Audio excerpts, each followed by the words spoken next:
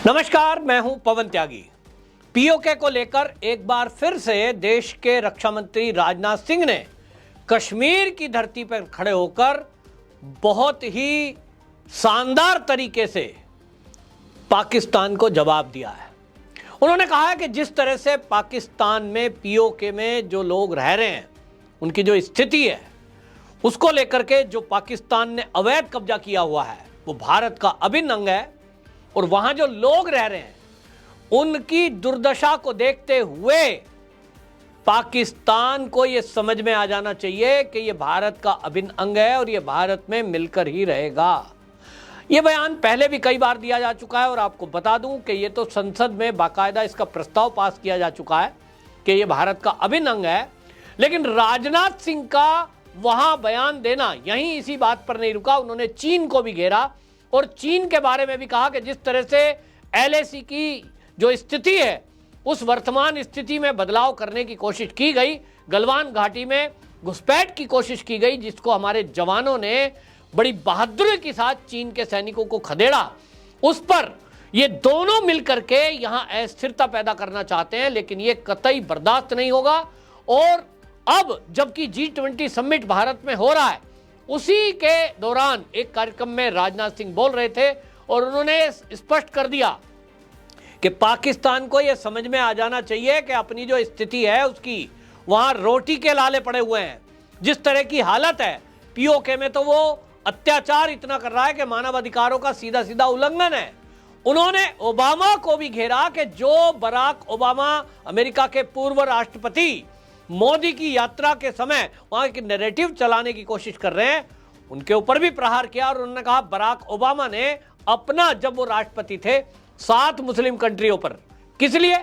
केवल ये दिखाने के लिए कि मैं मुसलमान के बजाय मैं ईसाई हूं या मैं मुस्लिम धर्म को उस तरह से नहीं मानता हूं कि भाई जो आतंकवादी है, कट्टरवादी है, उनका मैं पक्ष नहीं लेता हूं। 7 मुस्लिम कंट्रियों पे बमबारी करा दी। आप तब सिद्ध करना चाह रहे थे, आपको वोट चाहिए थी, आपको राष्ट्रपति बनना था, बनने के बाद आपको वाहवाही लूटनी थी कि साहब बराक ओबामा जब राष्ट्रपति हैं, देखिए इन्होंने पक्षपात नहीं किया। आतंकवाद के नाम पर जो इस्लामिक कंट्रियां आतंकवाद को बढ़ावा दे रही हैं या प्रश्रय दे रही हैं, उनके खिलाफ देखिए बराक ओबामा ने बड़ी सख्त कार्रवाई की है। लेकिन अमेरिका से जो रिपोर्ट्स आ रही हैं उनके अनुसार यह साफ दिखाई दे रहा है कि बराक ओबामा एक खतरनाक खेल अमेरिका के साथ खेल रहे हैं। और वो बड़ी चालाकी के साथ, जब वो राष्ट्रपति थे तब भी उन्होंने चीन को बढ़ावा दिया, अमेरिका की अधिकतम कंपनियों को चीन शिफ्ट होने दिया और उनको बाकायदा मदद की आर्थिक रूप से कि कोई चीन जाना चाहे तो हम आपको मदद देंगे। भारत के बजाय चीन में अमेरिका की कंपनियां शिफ्ट हुई, इसके कारण से चीन पर निर्भरता बढ़ी। ये सब बराक ओबामा ने किया। जहां एक तरफ बराक ओबामा पर प्रहार किया हमारे देश की वित्त मंत्री निर्मला सीतारमण ने, अब राजनाथ सिंह ने भी उसको घेरते हुए ये कहा है कि बराक ओबामा अपने आप में झांकें, वो हमें ना सिखाएं। उन्होंने कहा कि हमारे यहाँ 72 फिरके हैं और हर फिरके में, ये दुनिया में कहीं नहीं है कि मुस्लिमों के जो 72 फिरके हैं वो एक जगह कहीं रहते हों। इतनी बड़ी जनसंख्या, वो आप समझ लीजिए कि भारत में जो है, हमारे यहाँ इस तरह की कोई बात ही नहीं है। सरकारी जो भी सुविधाएं हैं वो सबको बराबर मिल रही है। इतनी छूट तो कहीं दुनिया के किसी देश में नहीं है। आप जो सरकार की, चाहे वो फ्री के मकान की हो, चाहे वो बीमा योजना हो, फिर चाहे वो उज्ज्वला गैस हो, फिर चाहे किसान सम्मान निधि हो, क्या कहीं आपने सुना है कि किसी भी प्रदेश में देश की कोई योजना केंद्र की हो या राज्यों की कि भाई वो मुसलमानों को नहीं मिली? तो ये साफ दिखाई दे रहा है कि आखिरकार मुद्दा क्या है। ये केवल और केवल एक नैरेटिव गढ़ने की कोशिश की जा रही है, लेकिन इस नैरेटिव को कोई बना नहीं पाएगा। कश्मीर के अंदर भी इन्होंने कोशिश की। अब कश्मीर से जिस तरह की चीजें खुलकर सामने आ रही हैं, आप देखिए कि कितनी बड़ी साजिश का एक पिछले दिनों खुलासा हुआ कि वहां पे 2 डॉक्टरों ने, महिलाएं पानी में डूबकर मरती हैं, चट्टान पे थी, पैर फिसला, नाले में गिर गई, मुंह में पानी भरा, उसके कारण वो मर गई दम घुटने से। लेकिन आईएसआई के इशारे पर उसकी पोस्टमार्टम रिपोर्ट ही बदल दी। और पोस्टमार्टम रिपोर्ट में लिख दिया कि इन महिलाओं के चोट लगी है, पहले इनके साथ रेप हुआ है और बाद में इनकी हत्या की गई है, इनको पानी में फेंक दिया। किसने किया? सेना ने किया। इसी तरह से आप देखें कि पीओके का राग जो पाकिस्तान अलापता है, वो क्यों? उसको लगता है कि इस एजेंडे के जरिए वो अपने सत्ता में पाकिस्तान के लोगों को इसमें भ्रमित रखेगा। कैसी साजिशें रची जा रही हैं। जहां एक तरफ कश्मीर में लोगों को भड़काकर दंगे कराए जा रहे हैं, बंदूक थमाई जाती थी, अब तो नहीं हो रहा है, अब तो सारा कंट्रोल में है। और यही बात पाकिस्तान को समझ में नहीं आ रही कि एक तरफ भारत विश्व की 5वीं आर्थिक स्थिति पर बैठा है, 5वीं स्थिति पर पहुंच गया, और एक तरफ पाकिस्तान है जो कंगाल हो रहा है। लेकिन पीओके चिल्लाना है, कश्मीर कश्मीर बोलना है। तो राजनाथ सिंह ने सीधा सीधा आईना दिखा दिया है और उन्होंने कहा कि देखिए, पीओके को लेकर के हम बिल्कुल भी इस बात को ये मानने वाले नहीं हैं, ना इसको छोड़ने वाले हैं। कोई ये सोच रहा हो कि हमने इस मुद्दे पे अभी कोई कार्रवाई नहीं की है।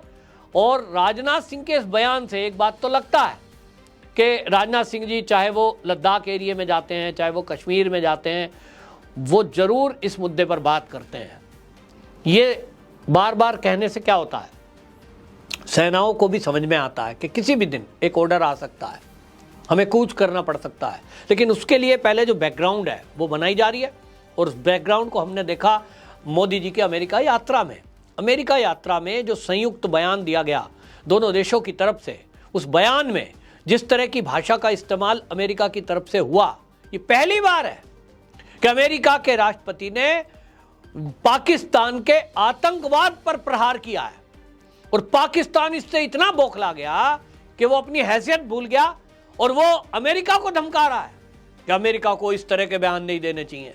जो अमेरिका यात्रा के दौरान, मोदी जी की अमेरिका यात्रा के दौरान जो संयुक्त बयान आया, उसमें कहा गया कि लश्कर तैयबा, जैसे मोहम्मद, हिजबुल मुजाहिदीन के खिलाफ पाकिस्तान ठोस कार्रवाई करे। इसी तरह कहा गया कि पाकिस्तान को हर आतंकवादी कार्रवाई पर लगाम लगानी होगी। 26/11 और पठानकोट के हमलों के दोषियों पर कार्रवाई करनी होगी। और इसी तरह ये जो बयान है, ये आतंकवाद पर प्रहार, ये अभी तक भारत की तरफ से तो हो ही रहा था, लेकिन अमेरिका जो पाकिस्तान को फंड कर रहा था, उनको सपोर्ट कर रहा था, और इसलिए पाकिस्तान कहता था साहब हमें आतंकवादियों से लड़ने के लिए पैसा चाहिए, हमारे पास नहीं है। तो अमेरिका इनको हथियार भी दे रहा था, पैसे भी दे रहा था। ये बात अलग है कि हम भी जान रहे हैं कि उस पैसे का दुरुपयोग हो रहा था और वो आतंकवादी भारत के विरुद्ध इस्तेमाल कर रहे थे। और अमेरिका लगातार इस पर मौन था। उसको लगता था कि भाई हम तो चीन से अपना काम चला लेंगे, चीन में हमारी कंपनियां हैं, चीन से हमारा व्यापार चल रहा है, और इसलिए हमें भारत की तो जरूरत ही नहीं है। भारत हमसे हथियार खरीदे तो खरीदे, लेकिन हम आतंकवाद बढ़ाते रहेंगे, भारत को लड़ाते रहेंगे और हमारा हथियार बिकता रहेगा। उसको तो अपनी दुकान चलानी थी।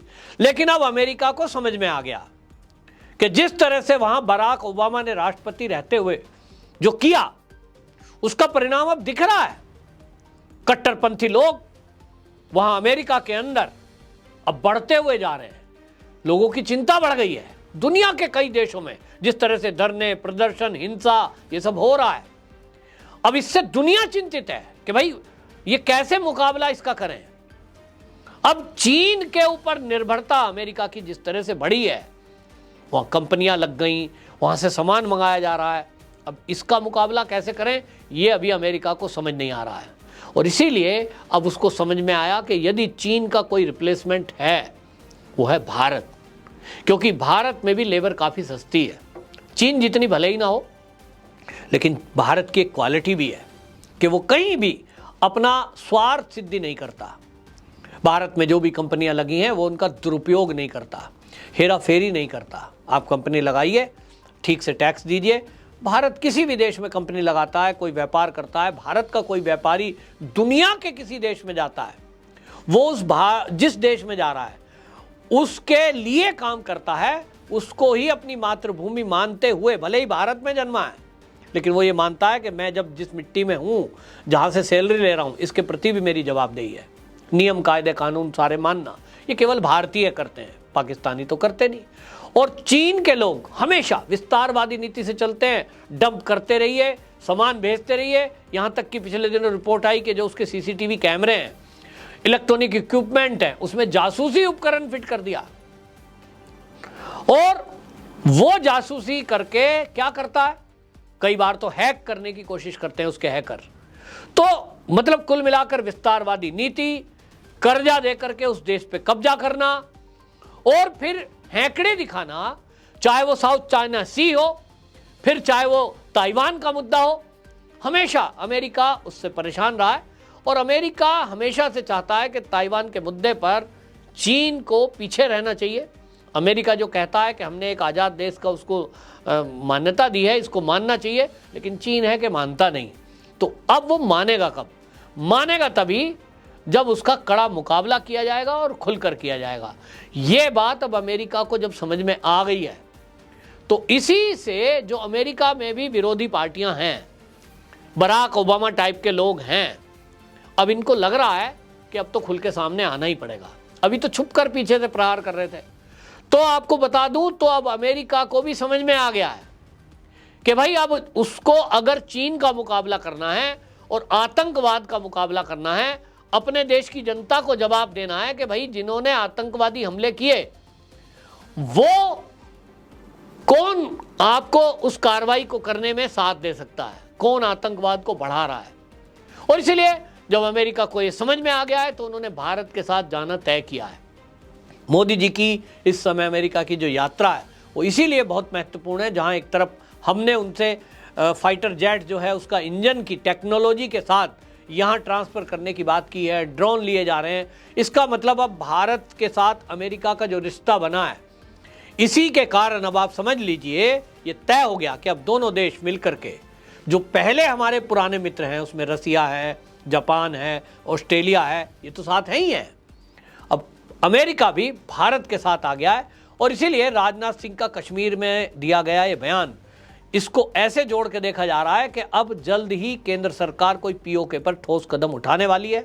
कभी भी ये आपको सुनने को मिल सकता है कि आप रात को सोए थे तो सुबह पता लगा सेना हमारी पीओके पे कब्जा कर चुकी है और हमारी सेना ने वहां जाकर तिरंगा लहरा दिया है।